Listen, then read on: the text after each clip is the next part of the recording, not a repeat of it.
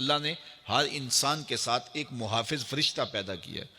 اور اگر وہ محافظ فرشتہ انسان کے ساتھ نہ ہو، شیاطین انسان کو ویسے مار ڈالیں، انسان کو قتل کر ڈالیں، اگر اللہ نے حفاظت کے لیے فرشتہ معمور نہ کیا ہو۔ یہ انسان کے دشمن ہیں، اور انسان کو شیاطین راہ مستقیم سے ہٹانے کے لیے دن رات کوشاں ہیں۔ پھر یہ اتنا مکار دشمن ہے، ہر ایک کو ایک لاٹھی سے نہیں ہانکتا، اسے پتہ ہے کہ کس کو کیسے بھٹکانا ہے۔ ایک شب زندہ دار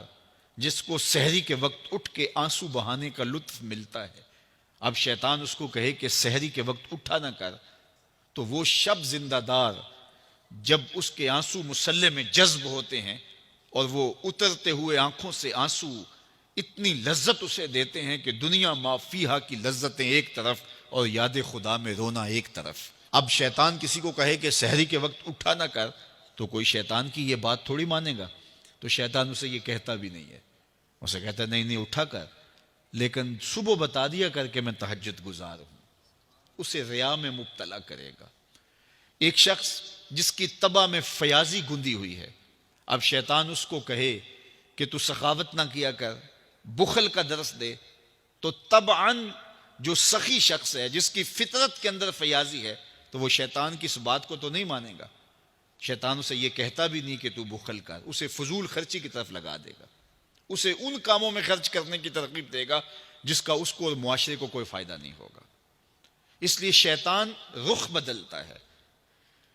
ایک شاعر جس کی طبع کے اندر لطافت ہے، نرمی ہے، محبت ہے، اب شیطان اس کو کہے کہ فلاں کو قتل کر دے، تو شاعر تو شاخ سے پھول بھی نہیں توڑ سکتا، تو پھر وہ کسی کا سر کاٹ دے، یہ کیسے ممکن ہو سکتا ہے؟ شیطان ایک شاعر کو یہ کہتا بھی نہیں، اسے وہ شراب اور شباب کے پیچھے لگا دیتا ہے۔ اب اتنا سخت دشمن، اتنا مکار دشمن، حضرت سیدنا غوث اعظم رضی اللہ تعالیٰ عنہ فرماتے ہیں میرے اوپر صحاب نور چھا گیا اور آواز آئی، عبد القادر تو نے اللہ کی اتنی عبادت کی ہے، اتنی ریاضت کی ہے کہ شریعت کا ہم تمہیں اب مکلف نہیں رہنے دیتے، اور اب تو نماز نہ پڑھے اور دیگر اعمال نہ کرے تو تجھے کوئی پکڑ نہیں، میں تیرے اوپر ایسے راضی ہو گیا ہوں۔ تو ایسے بادل سے آواز آئی، کہتے ہیں مان میرے دل میں خیال آیا کہ اگر عبادت کا مکلف نہ ہونا ہوتا تو امام الانبیاء صلی اللہ علیہ وسلم سے بڑھ کر کون اللہ کا مقرب تھا۔ حتی تتورم قدمہ،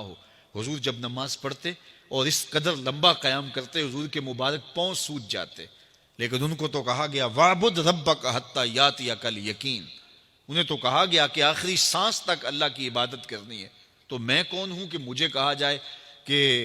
تو اب عبادات کا مکلف نہیں رہا، کوئی بات نہیں ہے۔ تو کہتے ہیں میں لا حول ولا قوت الا باللہ پڑھا تو وہ جو مجھے نور نظر آ رہا تھا وہ سیاہی میں بدل گیا۔ تو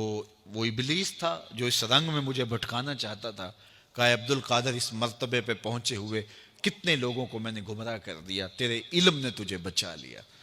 تو میں نے کہا ظالم، میرے علم نے مجھے نہیں بچایا، میرے اللہ کے فضل نے بچایا۔ تو کہا پھر بچ گیا ہے، کئی میں نے یوں لوٹ لیے ہیں۔ تو اتنا مکار دشمن ہو جو ہمارے